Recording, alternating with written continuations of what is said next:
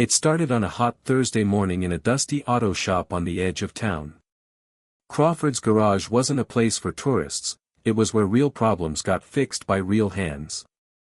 Grease-stained tools, the smell of oil, and the clanking of wrenches filled the air like music. That's when Harper walked in. She wasn't wearing coveralls or steel-toed boots. Just jeans, a plain tee, and a quiet confidence. She was there to visit her father, Roy, the oldest and most respected mechanic in the shop. But Roy had taken the day off unexpectedly, and that's when the trouble started. Mr. Kincaid, the owner of the garage, looked up from a clipboard. "You here to bring your dad lunch, sweetheart?" he asked with a smirk. "No, sir," Harper replied evenly. "Just checking in." He mentioned the V8 rebuild was on schedule. That got a few chuckles from the other mechanics. Kincaid raised an eyebrow. "You think you know something about engines, huh?" "I know a little," she said, glancing at the car lifted on the jack. "Looks like someone misaligned the timing chain tensioner on that charger." The laughter stopped. Kincaid's smile faded. "That so?" He motioned to an old Mustang in the corner. "Hood up. Engine torn apart. That engine's been dead 2 weeks. Nobody's figured it out. Think you can?" The room got quiet. She looked at the Mustang, then back at him. "Sure," she said calmly. "All right," he said. "Let's see what Daddy's little girl can do."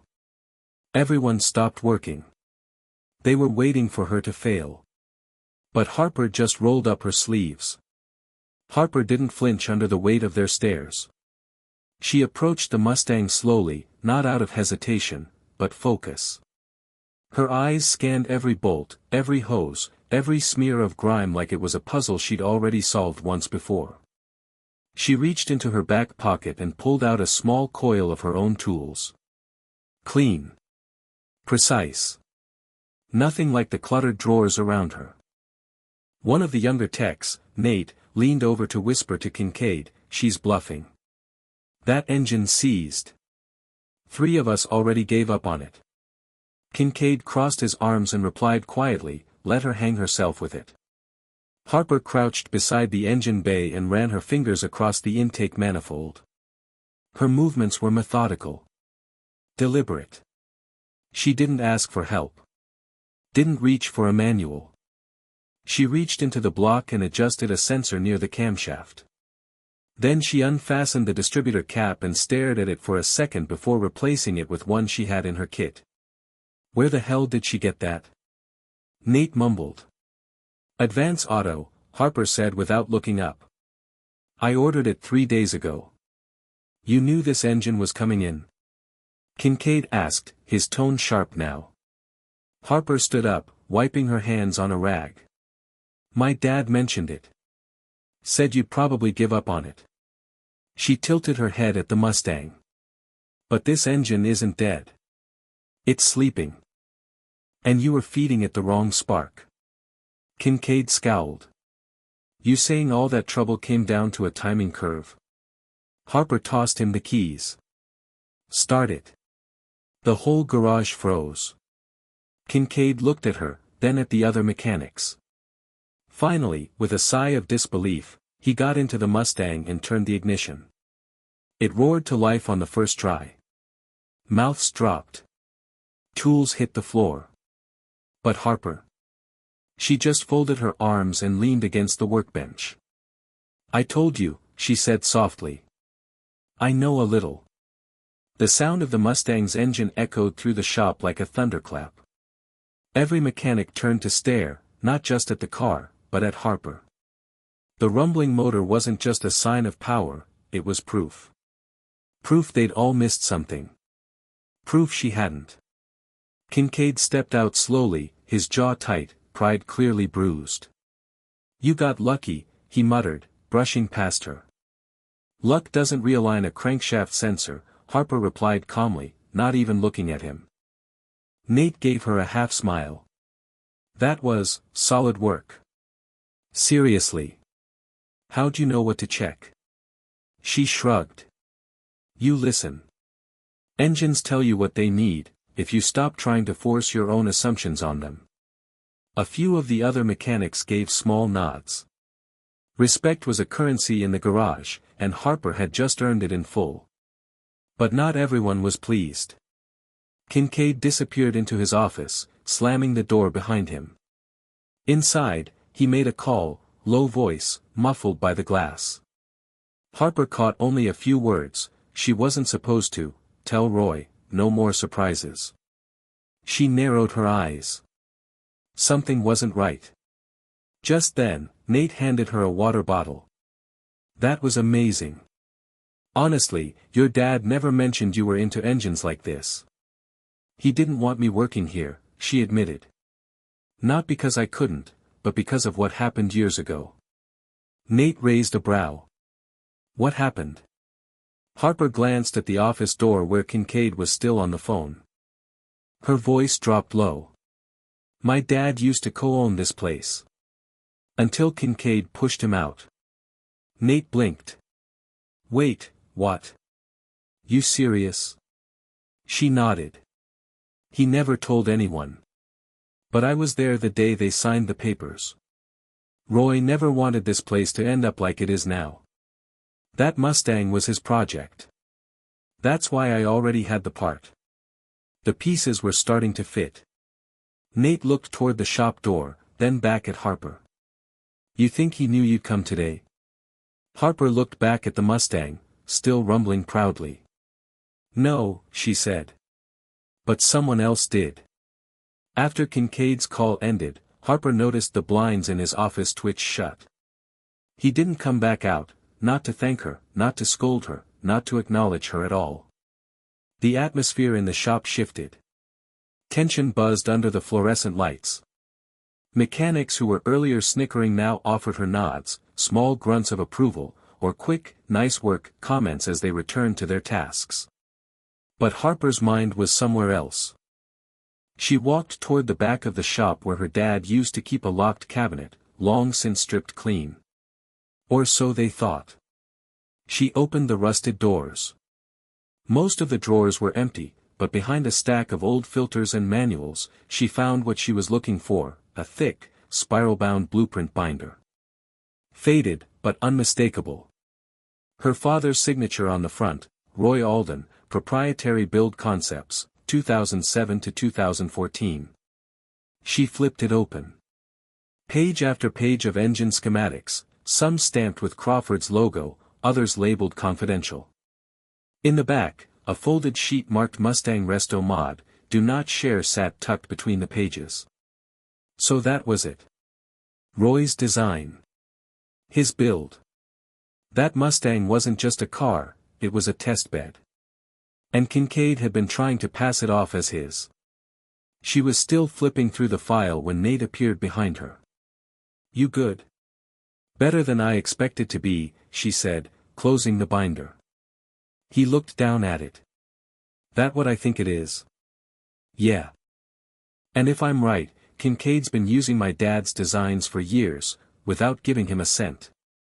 Nate let out a low whistle. You gonna confront him? Not yet, Harper said. If I learned anything from my dad, it's that timing is everything. You don't fire off until the engine's primed. Nate paused, then leaned in a little closer. You should know something. After you fixed that car, Kincaid got real nervous. Called someone. Said you weren't supposed to be here. I think there's more going on. Harper nodded. I know. And deep down, she could feel it, the Mustang was just the beginning. Harper drove home with the blueprint binder tucked in her backpack, her fingers still smelling faintly of motor oil. She couldn't shake the weight of what she'd uncovered, not just about the Mustang, but about Kincaid, the garage, and how deep the betrayal ran. Her father was sitting on the porch when she pulled up. Roy Alden wasn't a man easily shaken, but today he looked like he hadn't slept. You went by the shop, he said without looking up. I did, she replied, climbing the steps. And you fixed the Mustang. She sat beside him, pulling the binder out and laying it on the table between them. It was your design. Your build. Roy sighed deeply and leaned back in his chair, the old wood creaking beneath him. I told you not to get involved. Kincaid's been stealing from you for years. I know. She blinked. You knew. Roy finally looked at her. Of course I knew. He started copying my designs the minute he bought me out. That Mustang was the last thing I built before I left. I left the plans behind on purpose. Harper frowned. Why? To see what he'd do with them, Roy said. And if you were ready. Harper stared at him. You set me up. I set him up, Roy corrected. But yeah, I figured one day you'd go back there. Sooner or later, that car was going to need saving. Just like that place. Harper felt a swirl of emotions, anger, admiration, confusion. He called someone after I fixed it. Said I wasn't supposed to be there. Roy's face tightened. Then he knows who you are now. And if he made that call, you need to be careful. Why? Because I didn't just design engines, Roy said, his voice low. I designed systems.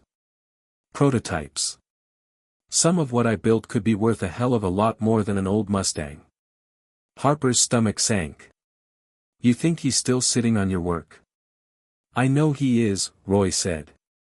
And he'll do whatever it takes to keep it hidden. Harper closed the binder and stood. Then it's time someone opened the hood. The next morning, Harper was back at the garage before the doors opened. She wore her father's old work jacket, name patch still faded on the chest. Nate met her in the parking lot, holding 2 coffees and looking nervously over his shoulder. I'm risking my job just being here this early, he muttered, handing her a cup. You're risking more if Kincaid keeps hiding what's inside this place, Harper replied. Nate hesitated, then nodded. You're not wrong. But if we're doing this, we need to move fast. I know where he keeps the real stuff. That surprised her. What do you mean? There's a basement. Locked under the east lift. Nobody's allowed down there. It's not even on the blueprints. I've only seen it once, when I stayed late and saw Kincaid dragging boxes down a side stairwell. Harper's eyes narrowed. Show me. They entered quietly through the side door before anyone else arrived. The shop was dim and still smelled like diesel and solvents. Nate led her past the tool bays, around the Mustang, still gleaming from the day before, and toward a narrow storage closet behind the east lift. He pulled back a shelf that looked bolted in, but wasn't. Behind it, a steel hatch sat flush with the concrete floor. No handle. Just a keypad. Harper knelt down. The keypad was dusty but functional. How do we get in? She asked. Nate rubbed the back of his neck. That's the thing. I don't know the code. But I do know he sometimes writes down passwords and hides them in his office. Harper stood. Then we get into his office. Just as they turned, they heard a metallic clink. The main garage door was opening.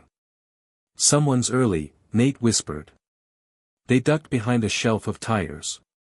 Footsteps echoed across the floor. Not one pair, 2.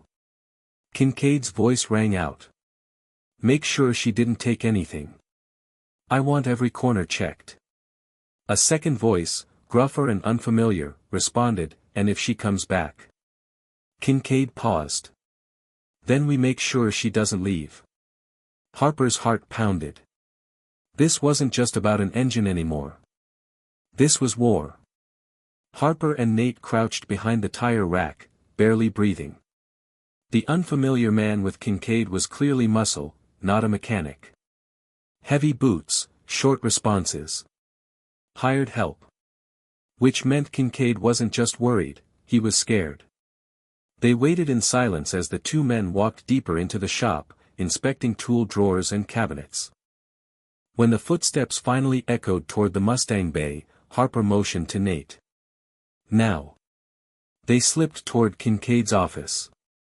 The blinds were still closed, the door locked. Harper pulled a bobby pin from her hair. "You know how to pick a lock?" Nate asked, eyes wide. "My dad taught me a lot of things," she said.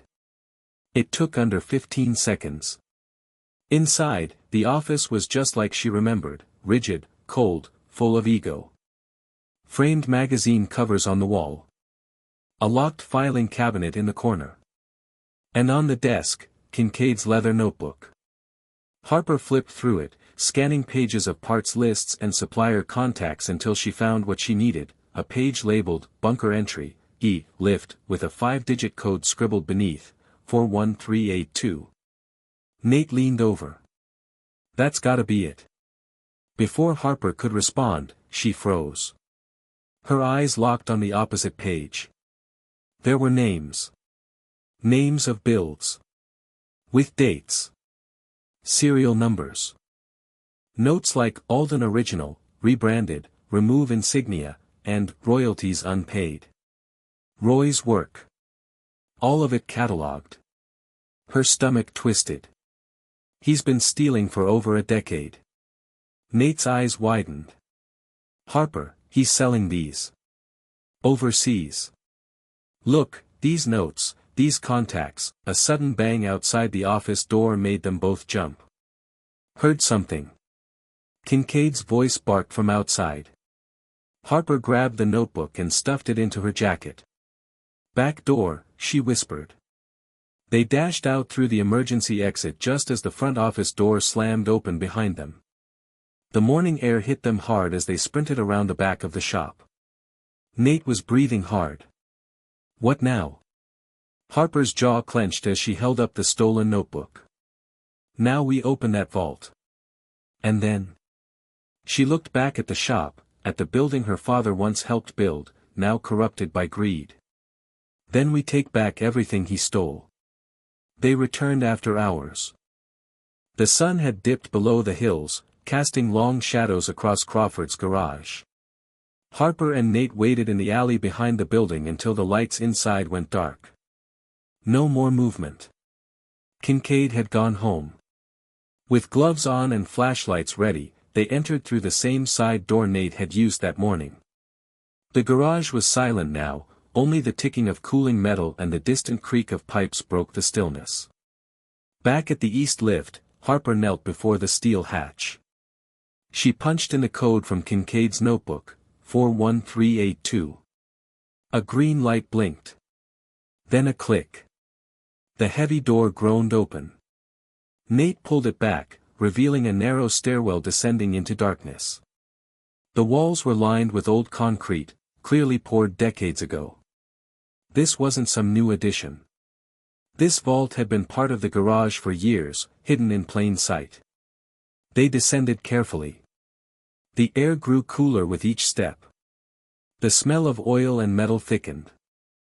At the bottom, Harper flicked her flashlight around, and her breath caught.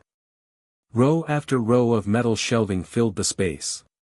Covered in tarps, crates, and blueprints. There were boxes labeled, Prototype, Alden Intake Series, and, Confidential, Not for Distribution. She peeled a tarp back and revealed a fully assembled engine, sleek, complex, unlike anything she'd seen in production. It had her father's signature etched on the intake. "Oh my God," Nate whispered. "This isn't just a stash, this is a legacy."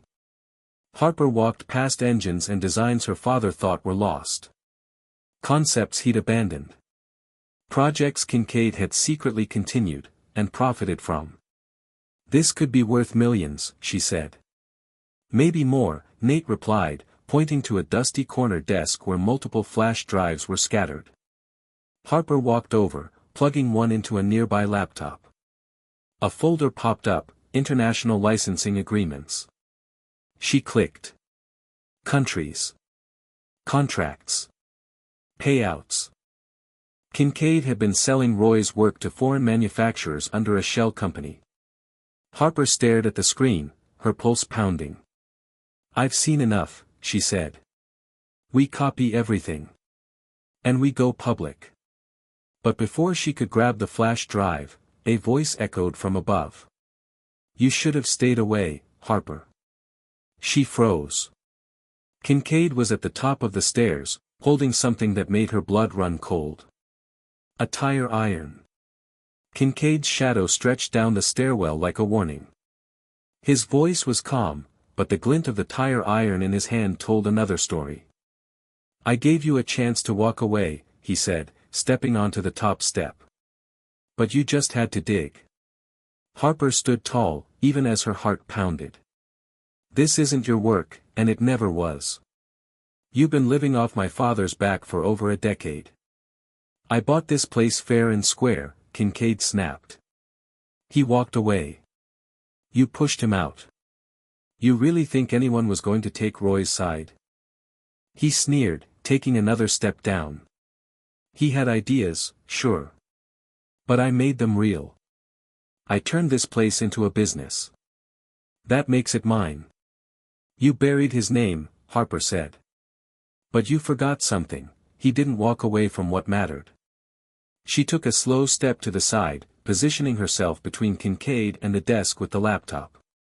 Nate moved subtly behind a workbench. Kincaid noticed. Oh, and the apprentice wants to play hero now? He raised the iron slightly. This is grown-up business, boy. You're not touching her, Nate said, firmer than before. Really? Kincaid growled. Because if either of you thinks you're leaving here with that drive, you're wrong. Harper's hand moved subtly to the laptop.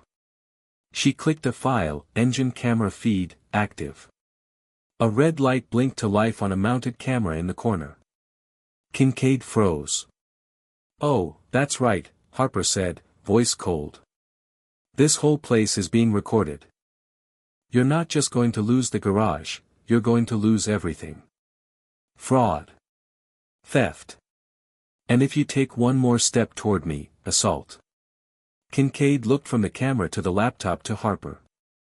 And for the first time that day, he backed up. You don't know what you're starting, he warned. Harper grabbed the flash drives. No, Kincaid. I'm finishing what you started. Sirens wailed in the distance. Nate smiled. Looks like someone tipped off the police. Kincaid's face contorted. You little, but it was too late. Flashing red and blue lights filled the upstairs garage windows. Tires screeched outside. Doors slammed. Harper walked toward the stairs as the first pair of boots hit the entry. You always underestimated my father, she said over her shoulder. Just like you underestimated me. Moments later, two officers rushed down into the vault, guns drawn, flashlights blazing. Kincaid dropped the iron and raised his hands, fury boiling behind his eyes. Harper handed over the drives. This is what he's been hiding. And just like that, the secrets buried beneath the garage were finally exposed. The fallout was swift. By morning, headlines had spread through town and beyond, stolen designs uncovered in local garage, mechanic's daughter brings truth to light. Kincaid was arrested on charges of intellectual property theft, fraud, and unauthorized export of proprietary designs. The evidence Harper had uncovered, those flash drives, those blueprints, the camera feed, was airtight. The garage shut down for a full investigation. But it didn't stay closed for long. 3 weeks later, it reopened. With new ownership.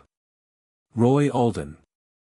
The town showed up in force that morning, old clients, retired mechanics, reporters, and curious onlookers.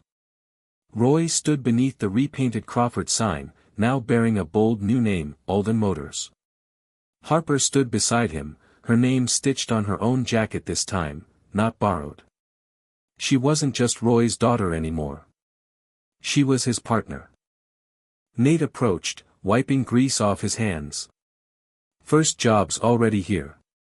A GTO in bad shape. Harper smiled. Good. Let's show them how it's really done.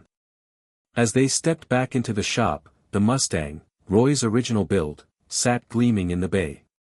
Restored. Running. A symbol of what had been stolen, and what had been reclaimed. Roy watched his daughter from the doorway, pride in his eyes. "I always knew you'd fix more than just engines," he said. Harper gave him a quiet nod, then grabbed her tools. Because this wasn't the end of a story. It was just the beginning of their legacy. A week after the grand reopening of Alden Motors, Harper was organizing the tool cabinets in the back bay when she found something strange, an old, flat metal box wedged behind a drawer. Dusty. Unlabeled. Heavy. She popped it open. Inside was a folded letter, yellowed with age, along with a photo of her father, much younger, standing beside a barely built prototype of the Mustang. The letter was handwritten. Her father's handwriting. "Harper, if you're reading this, then that means you found the vault. Which also means you're braver than I ever gave you credit for, and smarter than the fools who thought they could bury what we built. I kept this here not as a warning, but as a reminder. You weren't just born into this trade, you were born to lead it. There will always be people who try to take shortcuts, steal credit, cheat the system. But machines don't lie. Engines don't fake their hum. And truth, real truth, always finds its way to the surface. You're not just my daughter. You're my legacy. Keep building. Keep fighting. And don't ever let them forget the name Alden." Dad. Harper read the letter twice before folding it neatly and slipping it into her jacket. She glanced at the photo, smiling softly. Then she placed it in a new frame and hung it over the workbench. That afternoon, when a new client pulled in with a busted '69 Camaro, Harper greeted him with a confident nod. "Let's see what we're working with," she said, wiping her hands. Because Alden Motors wasn't just back in business. It was building something no one could ever steal again. 3 months later, Harper stood on a raised stage under white lights, dressed not in grease-stained denim, but in a tailored black jumpsuit with the Alden Motors logo embroidered proudly across her chest. They were at the Midwest Innovation Auto Expo, one of the most respected gatherings of engineers, builders, and auto manufacturers in the country. Harper hadn't just come to watch. She came to unveil. Next to her on the stage, under a satin cover, sat Roy's final design, a revolutionary engine concept he began before Kincaid forced him out. Finished by Harper. Tuned by her hands. Perfected through months of secret testing. In the crowd sat reporters, rival shop owners, and executives who had ignored her father for years. Nate was off stage, headset on, managing the reveal. Roy sat in the front row, quiet, proud, a slight smile tugging at his weathered face. Harper stepped to the microphone. "This isn't just an engine," she said. "It's a symbol. Of stolen time reclaimed. Of voices once silenced. Of work that never needed validation, only recognition." She pulled the satin sheet away. The crowd gasped. Sleek. Compact. Dual hybrid combustion system with modular tuning options. Built for performance, but sustainable. And stamped into the steel casing, clear as day, Alden Vision 1. Applause broke like a wave. The first reporters stood. Then more. Cameras flashed. Later that night, after the expo quieted down and the stage had emptied, Harper sat beside Roy outside the hotel. "You did it," he said quietly. "No," she replied. "We did." He chuckled. "You were always meant to build more than engines." Harper looked up at the stars. "Next year's expo?" Roy grinned. "Bring the Mustang." She smiled. Because the future wasn't under the hood anymore. It was in her hands.